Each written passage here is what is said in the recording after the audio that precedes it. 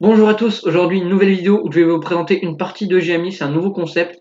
Donc cette partie, elle est entre Garry Kasparov avec les blancs et Vladimir Kramnik avec les noirs. Elle s'est jouée en 1999, plus précisément le 7 janvier.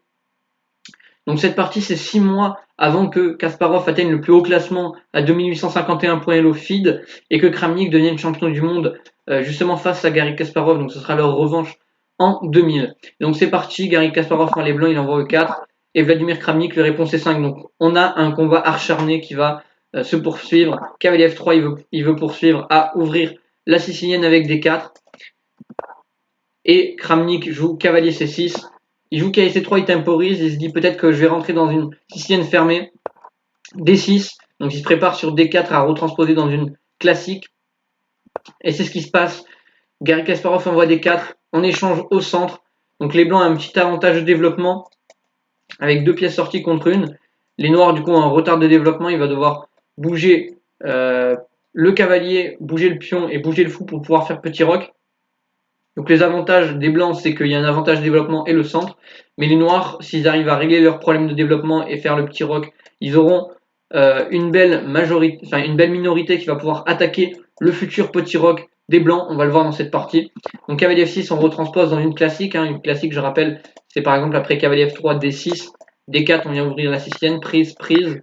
Cavalier F6 va attaquer le pion, le meilleur coup c'est cavalier C3 et cavalier en C6. Ici on retranspose exactement dans la même position. Ici, le meilleur coup, c'est, en tout cas le coup principal, c'est fou G5, menace de venir doubler la structure de pion. Donc Kramnik, il veut pas de ça, il joue E6, donc il enferme un peu ses deux fous, mais c'est un développement un petit peu solide. On ne sait pas encore si on va pousser D5 ou E5 avec les noirs, c'est une structure Schfeugenamed. Désolé pour la prononciation. Le but, c'est, avec E6, du coup, sur fou prendre, de pouvoir reprendre avec la dame. On va pouvoir placer notre fou en E7 et roquer rapidement. Et on aura une bonne position avec les noirs. Ici, Kasparov joue dame D2, prépare le grand rock et veut un fight dans cette partie. Kramnik, qui joue à 6, il empêche les pièces blanches de se rendre sur la case B5 et veut lancer une attaque de minorité sur l'aile dame, vu que Garry Kasparov a prévu, avec son coup dame D2, de jouer grand rock. D'ailleurs, c'est ce qu'il fait. Et ici, il joue H6, donc il veut repousser le fou, qui revient en E3 pour pouvoir prendre du fou et placer un fou très bien placé sur la grande diagonale A1, H8. Kramnik qui joue fou D7 ici, alors B5 n'est pas possible à cause du cavalier en prise, donc on joue fou D7 et on menace de jouer B5, F3. On retrouve un système yougoslave, une attaque yougoslave, pardon. L'idée c'est de jouer G4, H4 et d'envoyer la marée de pion au niveau de l'aile roi. Pour l'instant, les noirs n'ont pas roqué, donc c'est pas si grave, mais c'est toujours assez dangereux contre ces systèmes de sicilienne. Donc Kramnik qui joue B5, qui commence son attaque avec B5 pour jouer B4 et attaquer le roi blanc. Kasparov qui échange et attire le fou en C6 pour éviter de se faire chasser le. Il veut prendre l'initiative, il veut éviter de se faire chasser par B4. Vous allez voir pourquoi, parce qu'après fou C6, fou prend C6, il joue cavalier 2, donc empêche toutes les idées de B4. Il empêche un peu pour l'instant d'avancer, il menace potentiellement de venir en D4. Pour l'instant, il joue dame C7. Il voit qu'il y a un petit vis-à-vis désagréable, donc il se décale, Kasparov. Donc la position est complètement égale. Fou B7, donc empêche les idées sur KD4 du tempo sur le fou. H4, Garry Kasparov qui prend de l'espace à l'aile roi, il veut potentiellement. Alors, il joue pas G4 tout de suite parce que il peut y avoir quelques idées à base de tour C8 et cavalier prend G4. Alors, pas tout de suite, mais ça pourrait un petit peu affaiblir au niveau de la diagonale blanche. Donc, il préfère envoyer le pion H où c'est moins risqué que d'envoyer le pion G. Tour C8, il vient mettre de la pression sur le pion C2, pour l'instant qui est bien défendu. Tour H3, un joli coup pour pouvoir jouer G4, G5 et pour la tour qui va pouvoir poulisser peut-être en C3 un jour pour faire face à cette batterie. Elle peut aussi coulisser après G4 en G3 pour aider à l'attaque via G5.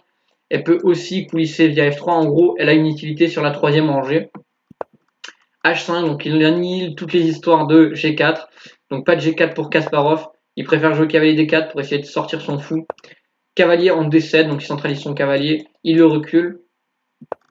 Fou en G5, donc empêche le développement. Donc cavalier D7, c'est pour éviter les fous G5 justement menace.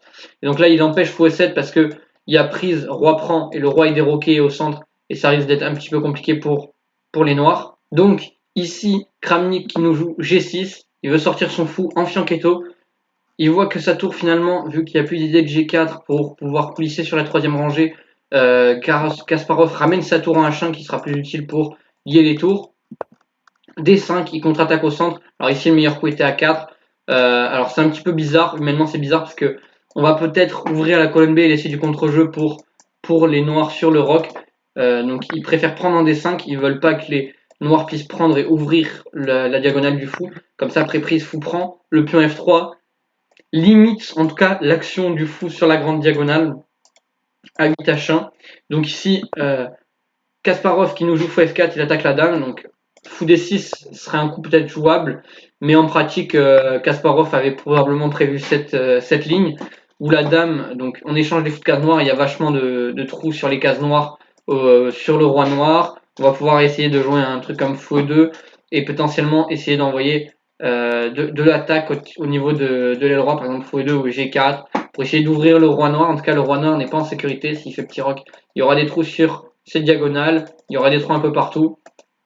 C'est un petit peu compliqué, donc fou D6 serait pas forcément idéal. Dame B7, donc il recule la dame, il l'aide à la pousser B4 pour essayer de continuer son attaque et il met de la pression sur la diagonale, une belle case pour la dame. Cavalier B3, ici le cavalier se retire, il empêche peut-être des idées comme A5, il veut installer peut-être un cavalier en A5 qui bloquerait un peu les pions. Fou G7, le fou qui se développe. Fou D6, donc l'inconvénient de fou D7, de fou G7, c'est que ça vient empêcher le roc pour les noirs. Donc, et si on se développait via fou E7, et même si on joue roc, il y aura toujours un petit peu des problèmes sur le roc, par exemple sur fou E7, on pourrait potentiellement jouer fou H6, et le roc n'est toujours pas possible pour les noirs défendus la tour l'attaque, mais défendus par la dame. Donc si fou G7, fou D6, exploiter l'inconvénient tout de suite du coup adverse, prophylaxie. Il joue dame C6, donc il veut faire chasser le fou, mais le fou revient en A3. Les poussées A5 et B4 sont vachement bien contrôlées par les blancs, donc il n'y aura pas de contre-jeu via tour B8, B4, etc. par exemple. Et puis le roi est toujours dans les courants d'air. Il joue cavalier B6, donc il veut venir en C4.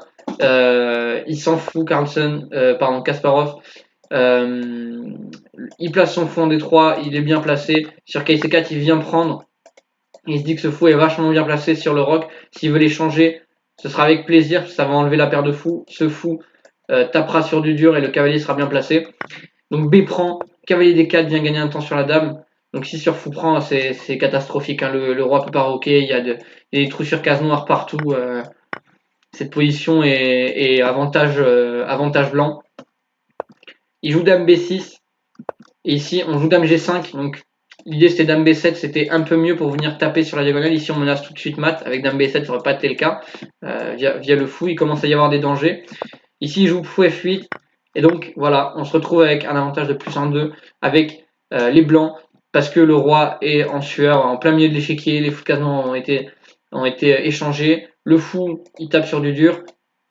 Et le cavalier va peut-être pouvoir aider à l'attaque via F4. Ici, il préfère centraliser la tour, il voit qu'il ne sert à rien. Il met ses tours magnifiquement placées vers le roc. Le cavalier qui est pas mal, il peut venir peut-être se sacrifier un jour. La dame qui est très bien placée.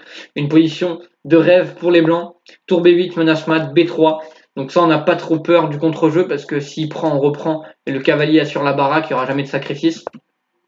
Il revient en D8, il vient faire face à la tour. Cavalier E2, donc c'est la manœuvre dont j'avais parlé, il veut venir en F4 pour améliorer son cavalier. C'est prend B3, prend B3, donc là, maintenant pour l'instant, il n'y a pas de sacrifice.